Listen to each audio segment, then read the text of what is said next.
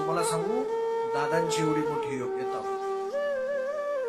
श्री गुरुची कृपा, बाळनाथ महाराजांची कृपा एवढी झाली की दादांना ज्या वेळा समाधिस्थ करायचा दिवस आहे वट पौर्णिमेचा, त्या दिवशी सगळं लाखो समाज त्या ठिकाणी महाराष्ट्रामध्ये जमलेला होता.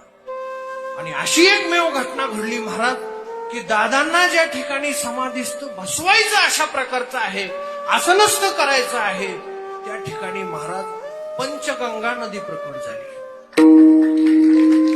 आणि पंचगंगा नदी प्रकट झाल्याच्या नंतर ती पंचगंगा सुद्धा, ज्ञानोबरायची ओवी ऐका, संतांचेनी अंग लगे पापा ते जिनने गंगे.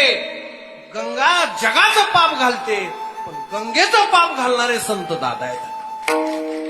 संत हे गंगेला सुद्धा शुद्ध करतात. पंचगंगा दादांचं दर्शन करण्याकरता आली. बाळनाथ महाराजाला हात जोडले, दादांनी कृपा केली, तात्यांनी हात जोडले.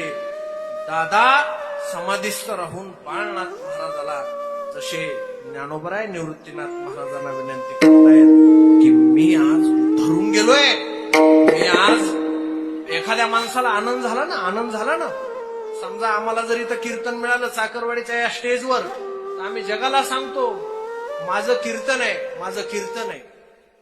किती वेळा सांगू? वारंवार सांगतो ना.